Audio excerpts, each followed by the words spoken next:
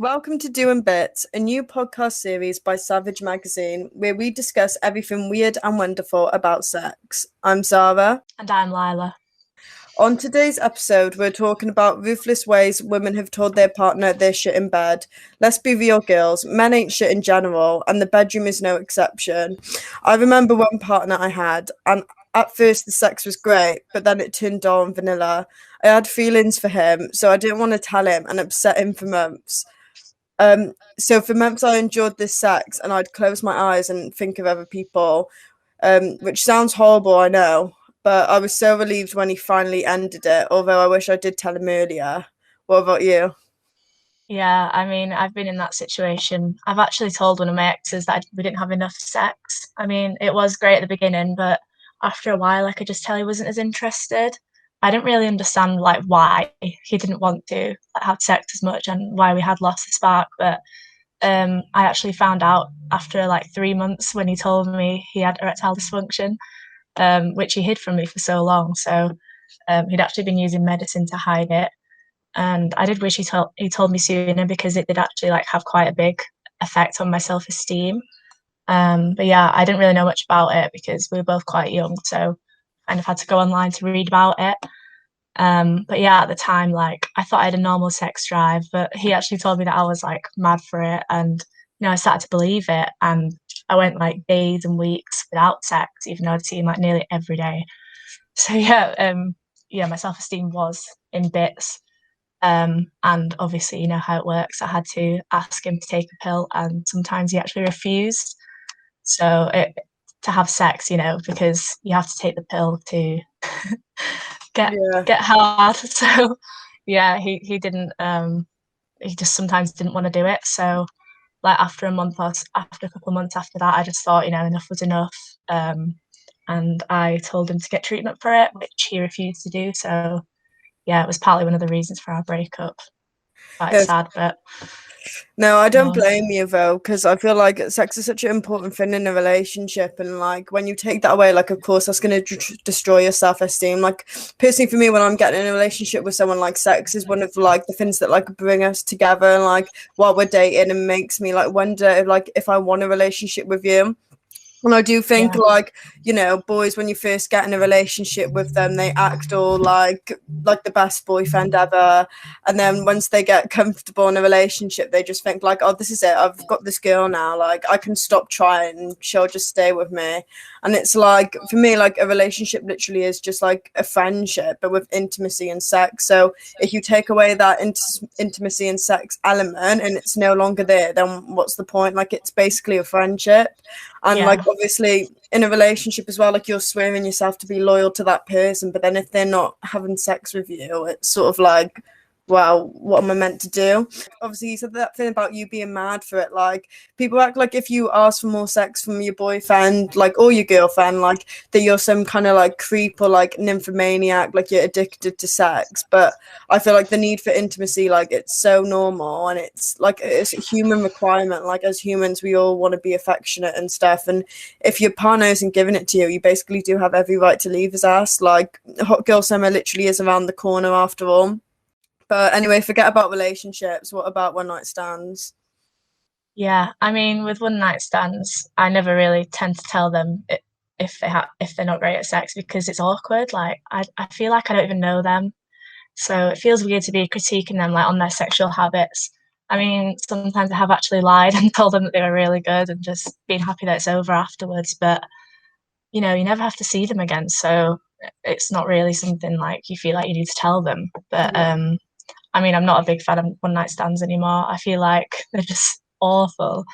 It's like you wake up the next morning and you're like, who is this person in my bed? And I just can't deal with the awkwardness. Like after a night out, the morning breath and like the dry mouth and your head's just pounding. You just want them to leave. But I just can't do it anymore. Like I feel like I just need my own bed and to die in peace when I'm hungover, honestly. No, I literally agree. I feel like I've gone through and done my hell phase. And like to be honest, like most one night stands I've had in the past, like I can't really remember because I was like really drunk. But I don't really think I'd rate people that I've one night stands with either, because I kind of like, I just see it as like a quick fix, like after a night out, or like a big regret most of the time.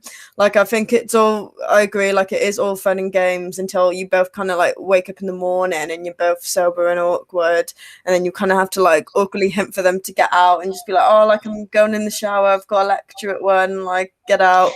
But like I had this one guy who was sort of like my friend with benefits for 2 years, and I feel like because we slept with each other so much, he's probably like the only like casual person that I've dated that I kind of like thought, oh, are they good in bed? Are they not? But I knew, like, obviously I slept with him for 2 years, and like, you know what us girls are like, but I knew things would never get complicated between us and I wouldn't catch feelings for him, because literally every time we had sex he would only ever last for like 5 minutes, and it'd be like thanks for like coming, like literally, and like for like taking your time to actually like come to my house and everything, but like it's not a race.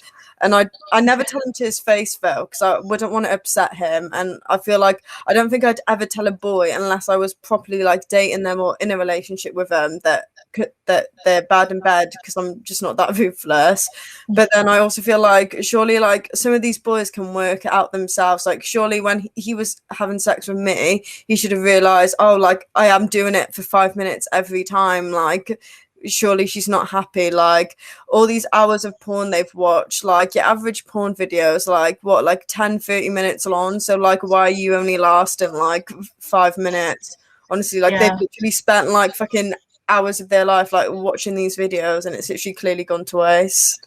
Honestly, yeah. I feel like porn is to blame for quite a lot of it though, because I feel like boys have these expectations that their sex life is going to be like these porn videos. It's just not. Like it's just impossible to actually have sex like that. And I feel like the sooner that they realize that, I mean, the better. I feel like they might actually enjoy it more when they don't watch it.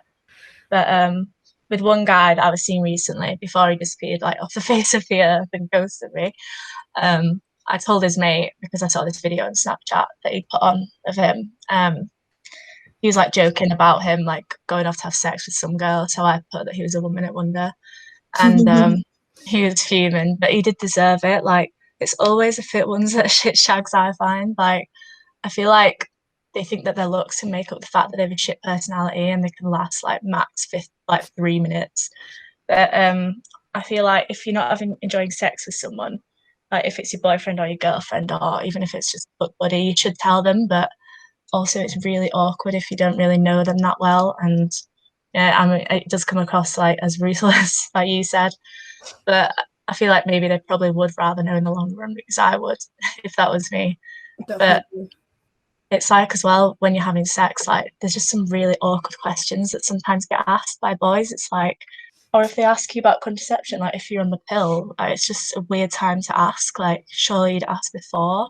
And also, like there's male contraceptives out there. Why aren't you on the pill? Like No, literally, I've had that so many times as well, like the classic after sex contraception question. And it's like they genuinely believe that they don't have any responsibility for things like that. And like it's all on the women. Like, obviously, when it should be an equal responsibility. Like, I know it is mainly women who kind of take contraception, but like it's also the man's responsibility too. Like, they should be asking before if they really don't want to be a baby daddy just yet, instead of just assuming, oh, this girl's sleeping with me, like she's on this pill, and if she's not, it's not any of my business.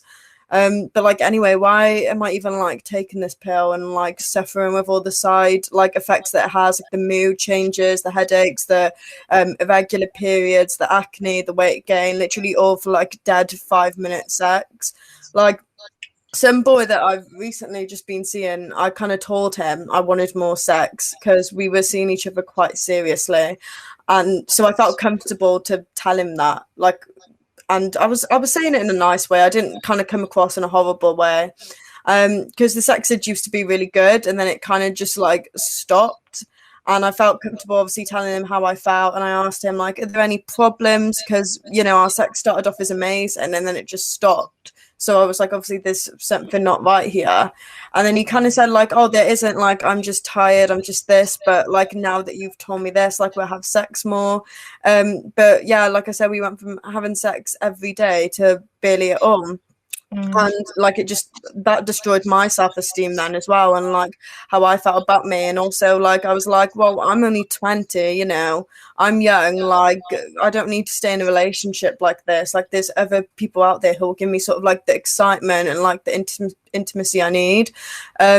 So like the thing is, I did keep on telling him, like I did actually tell him that I wanted more sex, and he still couldn't do that. I literally kept on spelling it out for him, sending him paragraphs about it in the nicest way possible. And,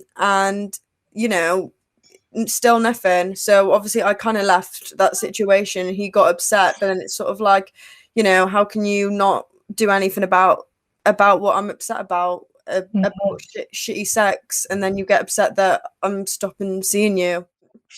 Yeah, for me, like my experience with men and sex hasn't really been like too good. So I am bisexual, but I do prefer men by miles. I have mainly dated men. I think I've literally only like sort of seen like two girls, and it both wasn't really like that serious. They were both kind of like drunken things. But Mm. at this point, I think like when it comes to my dating life, I may have to just venture to the other side now and just cut off men, because I can't really see any girl being crap in bed, because obviously girls know what girls like.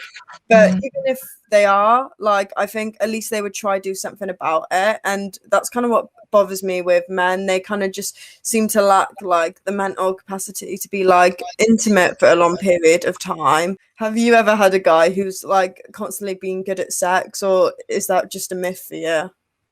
Yeah, I feel like the guys that are good at sex, they're always like emotionally disconnected. I don't know, like I feel like they're always the fuck boys that they're good at sex, but then nothing else. There's not an emotional connection.